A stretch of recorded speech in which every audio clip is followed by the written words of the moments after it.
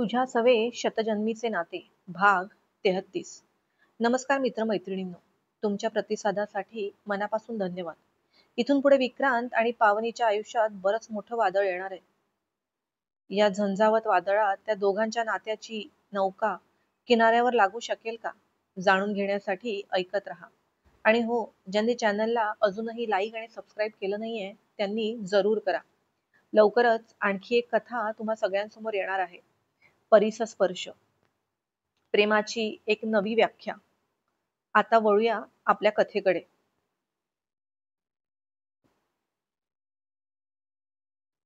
जरा वेळ थांबून सगळेच परतीच्या प्रवासासाठी निघाले. विराजचा मूड चांगलाच ऑफ झालेला.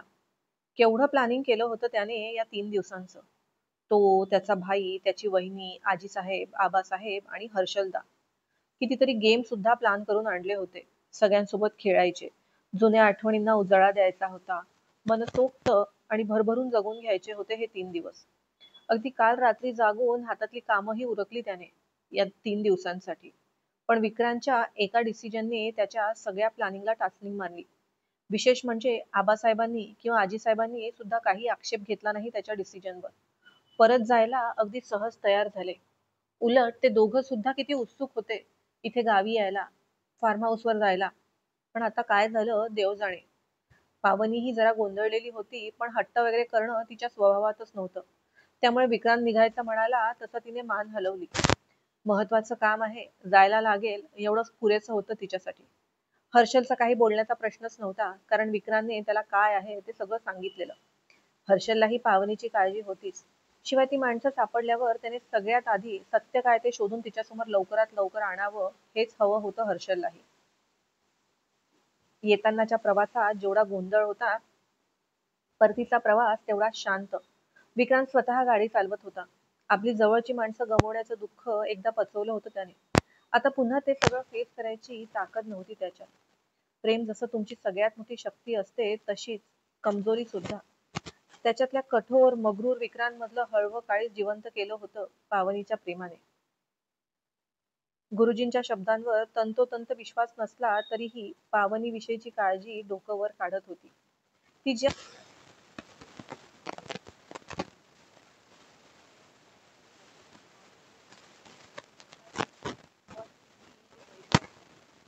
सारखं अहो, कुठेतरी थांबायचं का?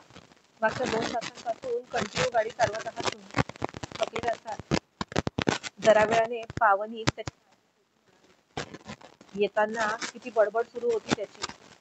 कितीतरी वेळा तिच्याकडे वळून पाहत होता, पण आता मात्र चिंताग्रस्त चेहरा, कुठली तरी काळजी मागे लागल्यासारखा. ती आय एम ओके, पण तुला जर पाय मोकळे करायचे असतील तर थांबूयात आपण. पाय दुखत आहेत का तुझे? किंवा मग कंबर, पाठ? नाही नाही, मी अगदी कम्फर्टेबल बसली आहे. तुमच्यासाठी म्हटलं. तुम्ही जर थकले असाल तर थांबूयात. नो नो, आता डायरेक्ट घरीच जाऊन थांबूयात आपण. आय एम ओके, मला काही प्रॉब्लेम नाही. सवय आहे मला ड्रायव्हिंग. डोंट वरी. फक्त तुला काही वाटलं तर नक्की सांग. हो, चालेल. बोलून तिने समोर लक्ष केंद्रित केलं. तरीही मनात तोच विचार होता. तल्लीने त्याच्या सगळ्यात विश्वासू माणसाला जगदीश राजपूतचं काम सोपवलं होतं, म्हणजे पावनीला संपवायचं. क्या हुआ राणा, कब तक काम हो जाएगा? 5 करोड़ रुपए का पूरा अमाउंट लिया है मैंने सामने वाले पार्टी से. पूछ रहा है बार बार वो बंदा, काम कब होगा कब होगा. क्या जवाब दूं उसको? अरे बॉस, वो विक्रांत कारखानी अपनी पूरी फैमिली के साथ कहीं बाहर गया है. कोई छोटे मोटे आदमी का काम तो नहीं है. इतना जोखिम का काम सब ध्यान से करना पड़ेगा. जोखिम का काम है इसलिए कीमत भी बड़ी मिली है.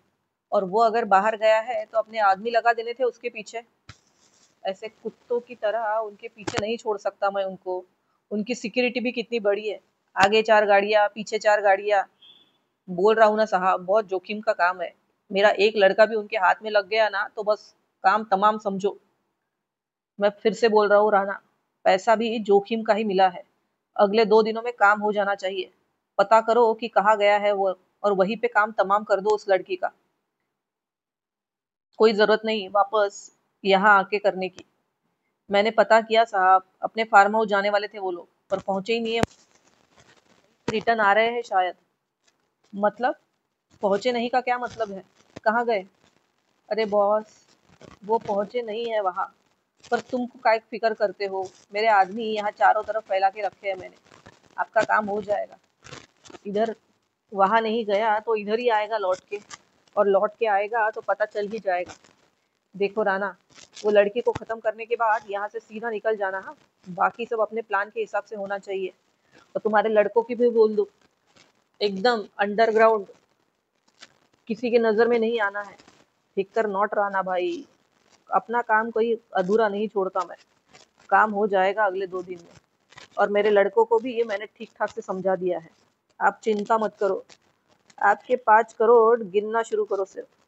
तल्लीने फोन करून जगदीश राजपूतला समोरच्या 2 दिवसात काम होऊन जाईल म्हणून सांगितलं. जगदीश राजपूतही निवांत झाला. अगदी शार्प शूटर आणि लोकांना काटा काढण्यासारखं मारण्यात पटाईत असलेल्या माणसाच्या हाती त्याने पावरीचं काम सोपवलं होतं. शहरात पोहोचेपर्यंत रात्रच झाली. वाटेत हर्षलला ड्रॉप करून पूर्ण कारखान्यात परिवार घरी पोहोचला. विक्रांतने सदानंद आधीच मेसेज केला होता. त्याप्रमाणे सदानंद हॉटेल मॅनेजर, वेटर आणि सापडलेल्या दोघांना घेऊन विक्रांतने सांगितलेल्या ठिकाणी पोहोचला. अजूनपर्यंत तरी दोघांनी या सगळ्यांच्या मागे कोण आहे हे अजून सांगितलं नव्हतं. सदानंदने त्यांची एवढी खातिरदारी केली, पण तोंड उघडलं नव्हतं त्यांनी. एका लेवल नंतर हातही साफ करू शकत नव्हता तो. विक्रांतने सगळ्यांना जिवंत ठेवायला सांगितलेलं. रूम मध्ये जाऊन पटकन चेंज करून विक्रांत बाहेर आला. अहो, आता कुठे निघालात? घरी आल्या आल्या तो बाहेर जायला निघाला म्हणून पावनीने काळजीने विचारलं. पूर्ण रस्त्यातही तिला चिंतेतच वाटला तो. महत्वाचं काम आहे पावनी, म्हणालो होतो ना मी. मी येतोच जाऊन. उद्या उद्या गेलं तर नाही चालणार का? एवढ्या रात्री त्याने बाहेर नको जायला वाटलं तिला. नाही, उद्यापर्यंत नाही थांबू शकत. खूप उशीर झालाय आधीच. आजच जावं लागेल. आणि हो, माझी वाट पाहत जागी राहू नको. परतायला उशीर होईल मला. जेवण करून आराम कर. औषधं घ्यायला विसरू नको. जवळ येत त्याने तिच्या कपाळावर ओठ टेकवत तिच्या गालाला हात लावत म्हटलं. ऑलवेज रिमेंबर पावनी, आय रिअली लव्ह यू. तो तिच्या डोळ्यात खोलवर पाहत म्हणाला. त्याचं वागणं बोलणं काहीतरी वेगळंच वाटलं तिला. आता हे असं अचानक का सांगत आहेत हे मला? तिने त्याची नजर वाचण्याचा प्रयत्न केला. काहीतरी होतं त्यात. काळजी घ्या, तेवढंच बोलू शकली ती. हो. तिच्या गालावर हात टेकवत त्याने तिला बाय म्हटलं आणि तो बाहेर पडला. आजीसाहेब आणि आबासाहेब सुद्धा दोघांनाही त्याने महत्वाचं काम आहे असंच सांगितलं. समोरचा अर्धा तास भरधाव वेगाने गाडी चालवत तो त्या ठिकाणी पोहोचला. आधी पकडलेल्या दोघांना तर मारून मारून अर्धमेले केलं होतं सदानंदने. त्याच्या माणसांनी वेटर आणि मॅनेजरची सुद्धा हालत खराब करून ठेवली होती. पण अजून त्यांच्यापैकी कोणीच त्या जागी पोहोचल्यावर विक्रांतच्या रूम मध्ये आला, जिथे या सगळ्यांना बांधून ठेवलं होतं. तोंड उघडली का या हरामखोरांनी? त्याने सदानंदकडे पाहत विचारलं. तसं सदानंदने नकारार्थी मान हलवली. एक क्षण विचार करत त्याने कपाळावर 2 बोटं घासली आणि मग मागे खोचलेली बंदूक काढून त्यातल्या एका माणसाच्या कानावर ठेवली. तो माणूस काहीतरी बोलला नाही, पण मॅनेजर आणि वेटर मात्र पोपटासारखा बडबडायला लागला. पुरती गाळण झालेली त्यांची विक्रांतच्या हातातली ती बंदूक पाहून आणि त्याच्या चेहऱ्यावरचा राग पाहून. साहेब, साहेब, चूक झाली बघा आमची. आम्हाला नका मारू. आमचा खरंच काही हात नाही यात. या या दोघांनी पैसे दिले होते त्या मुलीच्या ड्रिंकमध्ये ड्रग्ज मिसळायचे. फक्त तेवढंच केलं आम्ही. बाकी बाकी कशाशी काही संबंध नाही आमचा. खरंच आम्हाला काही माहिती नाही. साहेब, विश्वास ठेवा. करत होता. मॅनेजरनेही तीच स्टेप लावली. अर्थात या दोघांचा बाकी प्लान त्यांना माहितीच नव्हता. त्या रूमच्या डुप्लिकेट कीज देण्याचे पैसे दिले होते, शिवाय फेक एंट्री करण्याचे सुद्धा. बाकी हे दोघं कोण आहेत, यांनी नेमकं काय केलं त्या मुलीसोबत, मला खरंच माहिती नाही साहेब. मी तर त्या रात्रीच ड्युटी संपल्यावर शहर सोडून गेलो होतो. खरंच विश्वास ठेवा, बाकी काहीही माहिती नाही आम्हाला. फक्त पैशांसाठी केलं हो. तोंड फुटलेल्या ओठातून रक्त येत होतं, तरीही कसाबसा तोंडातून आवाज काढत मॅनेजरने विक्रांतला सांगितलं. आता यापुढची स्टोरी तुम्ही दोघांनी सांगायची, आणि नाही सांगितली तर. बोलत विक्रांतने गनच्या ट्रिगरवर बोट ठेवलं तसा दुसरा माणूसही पटापट बोलायला लागला. शेवटी जीव सगळ्यांनाच प्यारा असतो. मी मी सांगतो साहेब, फक्त मारू नका मला. साहेब मारू नका, मी सांगतो तुम्हाला सगळं. विक्रांतने त्याला नजरेनेच बोल म्हणून इशारा केला. जगदीश जगदीश राजपूतने पैसे दिले होते हे सगळं करायला. तो माणूस थरथरत बोलला. शेवटी विक्रांतचा संशय खरा निघाला. जगदीश राजपूतचं नाव त्या माणसाच्या तोंडून ऐकल्याबरोबर त्याने समोरच्या खुर्चीला जोरदार लाथ मारली आणि अर्धमेलेल्या झालेल्या त्या दोघांच्या बोटात पुन्हा एक एक लाथ हाणली. अचानक झालेल्या हल्ल्याने दोघेही वेडेवाकडे खाली पडले. चला पटापट बोलायचं आता. कुठलाही शॉर्ट ब्रेक न घेता. सदानंदने एका पायावर खाली बसत त्याच्यासमोर चुटकी वाजवत म्हटलं.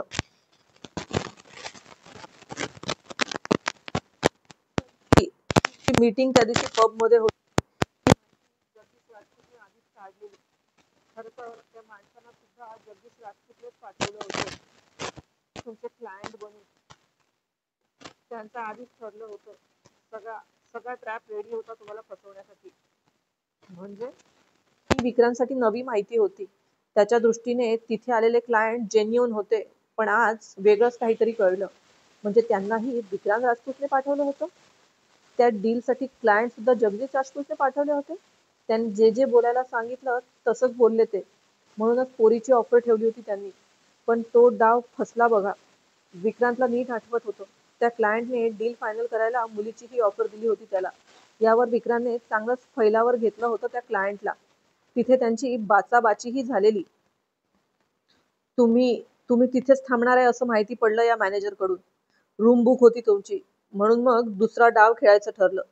जगदीश राजपूतला कसंही करून तुमचे एखाद्या मुलीसोबतचे फोटो हवे होते, तुमच्या आजोबांना दाखवायला, तुम्हाला बदनाम करायला. शिवाय तिला भरपूर पैसे देऊन तुमच्या विरोधात तिच्यावर जबरदस्ती केली म्हणून कंप्लेंटही करायला लावणार होता जगदीश राजपूत. जीवाच्या भीतीने माहिती असलेलं सगळं ओकत होता त्यातला एक जण. त्याचं तेवढं बोलणं ऐकल्यावर विक्रांतकडून आणखी एखादा तर हल्ला होणार नाही ना म्हणून तो कसाबसा स्वतःला लपवत होता. माझे फोटो? आणि ते कसे काय भेटणार होते तुम्हाला? तुमच्या तुमच्या खोलीत, तुम्ही बुक केलेल्या खोलीत सीसीटीव्ही कॅमेरा लावला होता या या मॅनेजरच्या मदतीने. विक्रांतने मॅनेजरकडे पाहिलं. तसं त्याने घाबरून नजर खाली केली. आणि मी वेळेवर नेमकी रूम चेंज केली, बरोबर ना? विक्रांतने त्याच्याकडे रोखून पाहत विचारलं.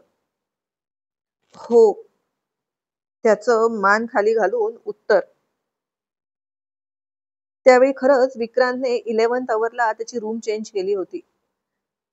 तसं झालं असलं तरी ही खूप मोठी संधी होती, म्हणून समोरच्या 10 मिनिटात आणखी एक पोरगी अरेंज केली आम्ही. या धंद्यात सराईत नसलेली पोरगी पाहिजे होती या कामासाठी. त्या क्लायंटने तुम्हाला जे शेवटचं ड्रिंक ऑफर केलं ना, त्यात सुद्धा सेम सेम ड्रग्स टाकलं होतं, पण तुम्ही नाही घेतलं ते. जगदीश राजपूतचा सक्त आदेश होता की आज कसंही करून काम झालंच पाहिजे, म्हणून त्या मुलीला तुमच्या रूमपर्यंत पाठवण्याची जबाबदारी आमची होती. बाकी सगळं काम सोपं होतं या या मॅनेजरच्या मदतीने. खरं सांगतानाही बोलू का नको, बोलल्यावर आपली काय हालत होईल म्हणून भीतीने थरथर कापत होता तो. आम्ही दोघं त्या पबमध्ये बसून त्या पोरीची वाटच पाहत होतो की तेवढ्यात एक मुलगी आम्हाला सेम टेबलवर बसलेली दिसली. एकदम सरळ साधी होती, एकदम घरेलू मटेरियल. धंद्यातली तर अजिबात वाटली नाही पहा. जिमी, तुला खात्री आहे ही ही पोरगी तीच आहे? यावेळी फोटोही नाही आहे तुझ्याकडे? त्या दोघांपैकी एक जण म्हणाला. 100% हीच पोरगी आहे. पाहिलं नाही? एकदम घरेलू मटेरियल आहे आणि सांगितलेल्या टेबलवरच बसली आहे. पावनी चुकून त्या टेबलवर बसली होती.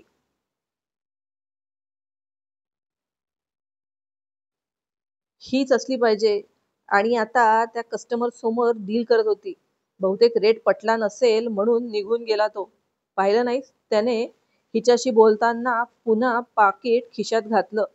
पावनीच्या कॉलेज फ्रेंडने तिला व्हिजिटिंग कार्ड द्यायसाठी म्हणून त्याचं वॅलेट ओपन केलं, पण त्यात व्हिजिटिंग कार्ड नव्हतं. त्यांच्यातलं ते संभाषण या दोघांना रेट निगोसिएशनचं वाटलं आणि त्यांनी पावनीविषयी नको तो गैरसमज करून घेतला.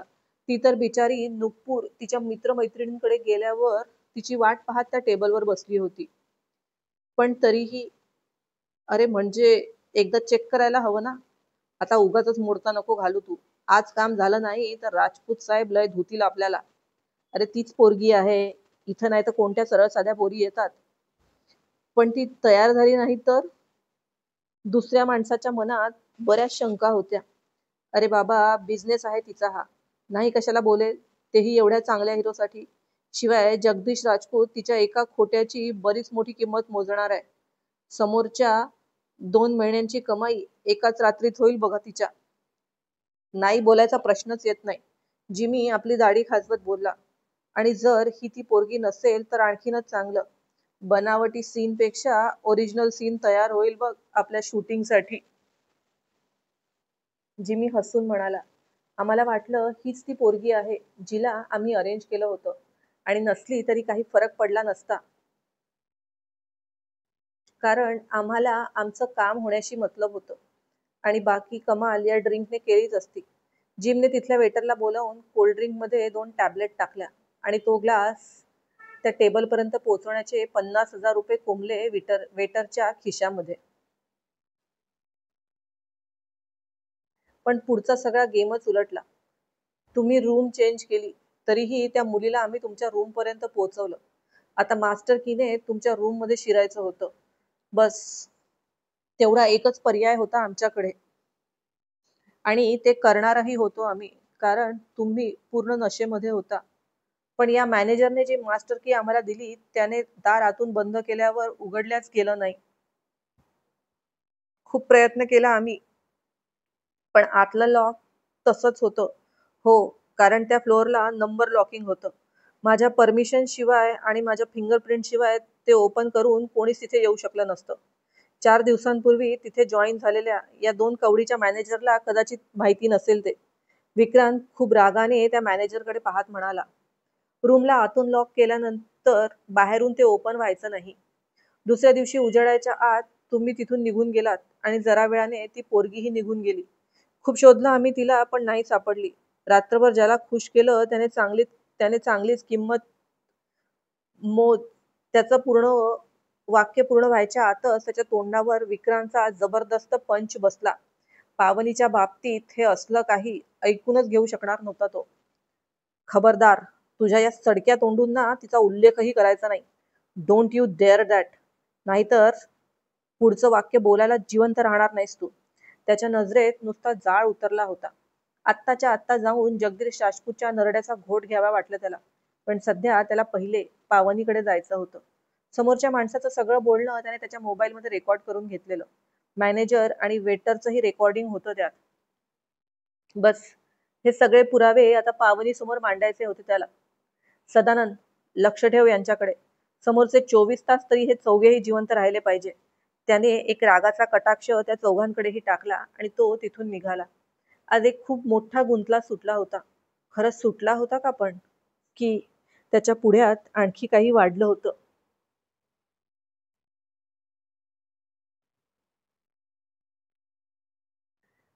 वहिनी, माझं आताच ना सबनिसांसोबत बोलणं झालं. आपण इथे आलोच आहे तर उद्या इंदोरसाठी निघायचं आहे मला. अगदी सकाळी सकाळी. उगाचच वेळ वाया घालवण्यात अर्थ नाही. भाईला यायला उशीर होईल कदाचित. तेव्हा त्याच्याशी भेट होणार नाही म्हणून ही फाईल तुला द्यायला आलो. खूप महत्वाची फाईल आहे ही. प्लीज त्याच्या कबडमध्ये ठेवशील का? आणि तो आला की सांग त्याला. त्याच्या कबडमध्येच ठेव. इकडे तिकडे ठेवली तर उगाचच आरडाओरड करेल तो. ठीक आहे, ठेवते मी आणि त्यांनाही सांगते. बोलून पावनीने विराजकडून ती फाईल घेतली. रूममध्ये येऊन विक्रांतचं कपाट उघडलं. मघा त्यातून गन काढली त्याने, त्यावेळी कपाट लॉक केलं नव्हतं. वरच्या कप्प्यात फाईल ठेवून ती कपाट बंद करणार तोच हलक्याच्या उघडल्या असलेल्या ड्रॉवर मधून चमकणाऱ्या गोष्टीकडे तिचं लक्ष गेलं. तो ड्रॉवर खेचून पुन्हा नीट बंद करायला जाणार तोच समोर ठेवलेला चेक आणि त्यात चमकणाऱ्या वस्तूकडे तिचं लक्ष आकर्षल्या गेलं. दोन्ही गोष्टी तिच्या परिचयाच्या होत्या. अगदी चांगल्याच. ती चमकणारी वस्तू आणखी काही नसून त्याचं तुटलेलं ब्रेसलेट होतं, ज्याचा एक तुकडा त्या रात्री नंतर सकाळी उठल्यावर तिला बेडवर दिसला, जो तिने जपून ठेवला होता त्याला शोधायला म्हणून. आणि तो चेक, त्यावेळी त्या चेकवरचं नाव तिने पाहिलं नव्हतं, पण ती तारीख ती तारीख लक्षात होती तिच्या. आताच ठेवलेली फाईल ओपन करून तिने त्यावरची विक्रांतची सही चेक केली. चेकवर सुद्धा तीच सिग्नेचर होती. थरथरत्या हाताने तिने तो चेक आणि ते ब्रेसलेट उचललं. हळूहळू त्या ब्रेसलेटची चमक आणि त्या चेकवरची सही दोन्ही धुसर होत गेलं. हातातला तो चेक आणि तुटलेलं ब्रेसलेट पाहून शरीरातून कोणीतरी प्राण काढून घेत आहे असं वाटलं तिला. सुखाच्या उंच आकाशात मुक्तपणे विहार करताना कोणीतरी नुसतं जमिनीवर आपटलंच नाही तर खोल गड्ड्यात पुरवत आहे आपल्याला, असं वाटून श्वास कोंडायला लागला. श्वास घ्यायला त्रास होत होता. शरीर थरथर कापत होतं. मेंदूवर, हृदयावर घणघणाती वार होत होते. एक क्षण वाटलं की डोळे बंद होऊन खाली कोसळणार आपण. कसाबसा बेडचा आधार घेत ती खाली बसली. एवढा जबरदस्त धक्का होता तिच्यासाठी की तोंडातून हुंदका काय पण आवाज सुद्धा बाहेर पडत नव्हता. काही वेळ तर फक्त दगडासारखी बसून होती त्या दोन्ही गोष्टींकडे पाहत. विक्रांतच्या साथीने अतिशय सुंदर नाजूक धाग्याने ती विणत असलेल्या आयुष्याच्या पार चिंध्या चिंध्या झाल्यासारखं वाटलं तिला. त्या दोन्ही गोष्टी विक्रांतच्या कपाटात सापडणं म्हणजे त्या रात्री तिच्यासोबत दुसरा आणखी कोणीही नसून विक्रांतच होता हे कळल्यावर गोठून गेली ती. धक्का, शॉक हे शब्द फार कमी होते तिच्या अवस्थेचं वर्णन करायला. हातातला पदर तोंडात घट्ट दाबून डोळ्यातून पडणाऱ्या पाण्यारेशी बेडवरच्या त्या दोन्ही गोष्टींकडे पाहताना तिच्या हृदयाला प्रचंड यातना होत होत्या. मी पहिले म्हणत त्या दिवसापासून एक एक आठवणी, एक एक गोष्ट तिच्या डोळ्यासमोर फेर धरून नाचू लागल्या. ढगफुटी होऊन सगळं उद्ध्वस्त व्हावं तशीच अवस्था झाली तिची. पाणी ओसरल्यावर विध्वंसाच्या खुणा जशा ठळक दिसायला लागतात तसंच तिला आता हळूहळू एकेका गोष्टीचा उलगडा व्हायला लागला.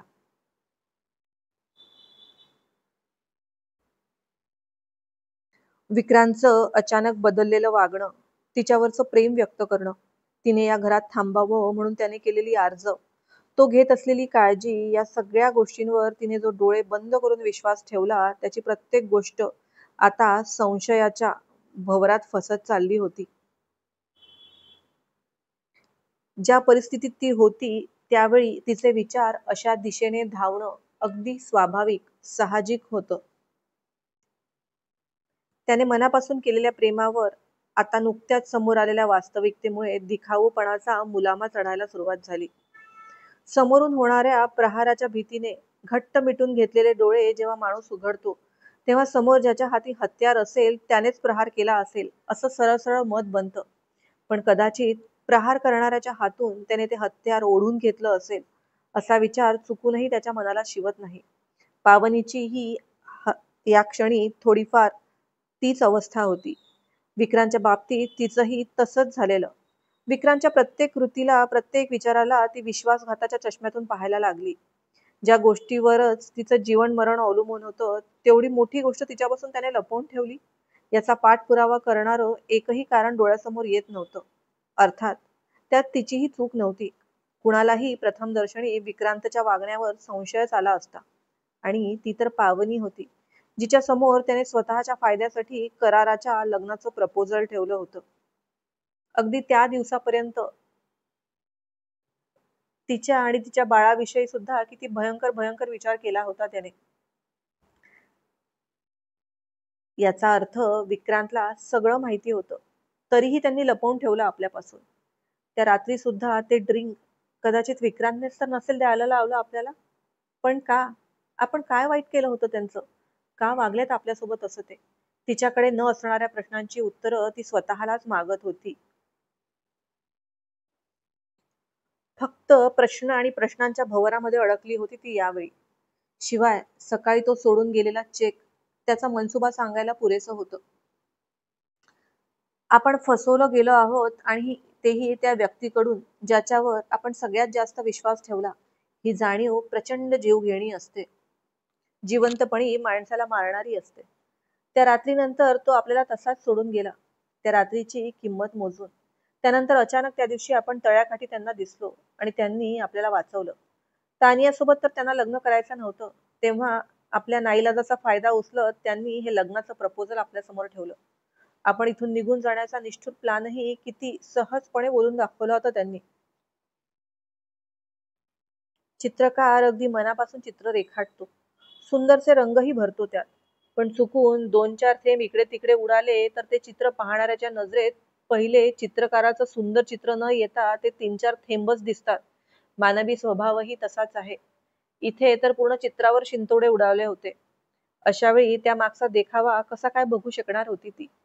त्याने कितीही जीव तोडून सांगितलं असलं तरी आता सध्या समोर आलेलं सत्य त्या सगळ्या गोष्टींवर हावी होतं.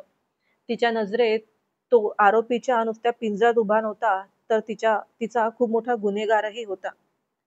पण मग मागच्या काही दिवसांपासून विक्रांतच्या डोळ्यामध्ये, त्याच्या शब्दांमध्ये जे बघते आहे ते काय आहे?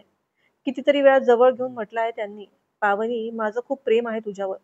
जर त्यांचं एवढंच प्रेम होतं तर त्या रात्रीचं सत्य का लपवून ठेवलं त्यांनी माझ्यापासून, जेव्हा की त्यांना माहिती होतं या अपराधीपणाचा भार नाही झेपवत आहे मला, नाही सहन करू शकत आहे मी त्यात. किती वेळा बोलून सुद्धा दाखवलाय त्यांनी. मग तरीही त्यांनी का नाही सांगितलं मला हे सगळं? आजी साहेब आणि आबासाहेबांसोबत खोटं बोलताना तिळतीळ मरायचे मी आतल्या आत. त्यांना दिसत होतं सगळं, पण तरीही त्यांनी लपवून ठेवलं. मला सतत उपकाराच्या ओझ्याखाली दाबून ठेवायचं होतं का त्यांना? तिचा हात हात आपसुकच त्याने आजच तिच्या गळ्यात बांधलेल्या मंगळसूत्रावर गेला. मग आता त्यांच्यात झालेला हा बदल कशामुळे आहे? कशासाठी? की हा बदल सुद्धा एक दिखावा आहे. पण का? माझ्यापासून काय हवंय त्यांना? माझ्यापासून काय हवं आहे या प्रश्नावर ती अचानक चमकली. बाळासाठी? त्यांना खात्री असेल का ही काही बाळ त्यांचं आहे म्हणून? म्हणून थांबवून ठेवलंय का त्यांनी मला इथे? एकदा का ते बाळ या जगात आलं की हाकलून देतील का मला इथून? विक्रांतने किती सहजासहजी तिच्या पोटातल्या बाळाला आपलं मानलं होतं. तिच्या दृष्टीने तो त्याच्या मनाचा मोठेपणा होता. काही मोठेपणा वगैरे नाही. त्यांचंच बाळ आहे हे, म्हणून ओढ आहे ही. एक ना हजार प्रश्न तिच्या मनाला पडले होते. सगळीकडे नुसते प्रश्न आणि प्रश्न. विक्रांतचं सुरुवातीचं तिच्यासोबतचं वागणं पाहता हा बदललेला विक्रांत पचवणं तिला जड जात होतं. पण तरीही त्याच्यावर आंधळा विश्वास ठेवून तिने सगळं मान्य केलं. शिवाय नुपूर आणि हर्षल जे बोलला त्याचाही प्रभाव होता. पण त्यांना तरी कुठे माहिती होतं खरं काय आहे ते. अर्थात तिचा तसाच समज झाला. का का केलं विक्रांत तुम्ही माझ्यासोबत असं? का वागलात असं? अहो, देवाच्या बरोबरीने जागा दिली होती मी तुम्हाला माझ्या आयुष्यात. आयुष्यभर पूजा केली असती तुमची. का नाही एकदा खरं काय ते सगळं सांगितलं मला? नेमका काय हेतू होता तुमचा या सगळ्यांमागे? विचार करून करून तिची गाडी विक्रांत हे फक्त आणि फक्त त्याच्या बाळासाठी करतो आहे या निष्कर्षावर येऊन पोचत होती. आपण फसवलो गेलो आहोत या दुःखात माणसाला बाकी कुठलीच गोष्ट दिसत नाही. दिसतं ते फक्त जेवढं समोर आहे तेवढंच. कुठल्याही सामान्य माणसाने जो विचार केला असता तोच विचार त्या क्षणी पावनी करत होती. ते तुटलेलं ब्रेसलेट आणि त्या चेकच्या समोर विक्रांतच्या डोळ्यातला खरेपणा ती बघूच शकली नाही. सगळी चूक तिचीच होती असंही नाही. आतापर्यंत घडलेल्या प्रत्येक गोष्टीची कडी लावत गेली ती आणि नाण्याची एकच बाजू पाहणाऱ्या तिला फक्त ती हाच निष्कर्ष काढू शकली. त्या रात्रीनंतर विक्रांतला सुखाची झोप लागली नाही. तिला शोधायला त्याने आकाश पाताळ एक केलं होतं, जरी त्यात त्याचा स्वार्थ असेल. कदाचित ती त्याला त्या दिवशी भेटली नसती तर त्याच्या आयुष्यातली पहिली आणि शेवटची स्त्री असती ती. त्या रात्रीचं सत्य कळण्या आधीपासूनच ओढला जायला लागला होता तो पावनीकडे.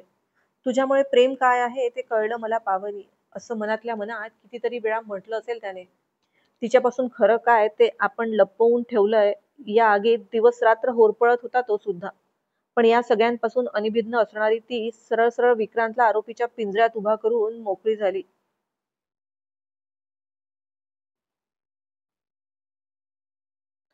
तो जेव्हा भेटला तेव्हा ती मुलगी पावनीच आहे हे तर त्यालाही माहिती नव्हतं. नुपूरकडून खरं काय ते कळल्यावर नंतरचा प्रत्येक क्षण त्याने कसा काढला त्याचं त्याला माहिती. या सगळ्यांच्या मागे कोण आहे हे मागच्या 2 दिवसात हुडकून काढलं त्याने. आणि सगळं सत्य तो तिच्यासमोर ठेवणारच होता, पण जराशी चुकामुक झाली आणि त्याआधीच तिला खरं काय ते कळलं होतं. या सगळ्यात कुठली गोष्ट तिला धीराची वाटली असेल तर ती, की तिने कोणालाही धोका दिला नव्हता. कुणाशीही खोटं बोलली नव्हती ती.